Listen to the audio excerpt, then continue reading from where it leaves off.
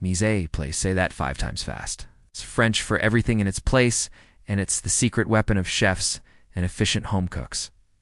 Think of it as pre-cooking prep, the core idea. Before you even turn on the stove, you gather, measure, chop, and organize all your ingredients. This includes washing and chopping vegetables, measuring out spices, and getting all your pots, pans, and utensils ready. And don't forget the cutting boards. Why bother? Well, efficiency. Cooking becomes faster and smoother. You won't be running around like a mad person trying to find ingredients or equipment. You'll have everything you need right at your fingertips. Plus, you'll be more accurate with your measurements and you're less likely to forget an ingredient. Not to mention it reduces stress and cooking becomes more enjoyable. You'll be able to focus on the actual cooking process and not on the chaos around you. How to get started. Read the recipe.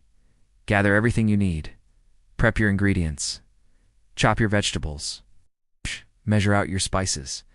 And then organize everything in the order that you'll be using it. Voila. Now cooking is like a piece of cake. Or should I say pie?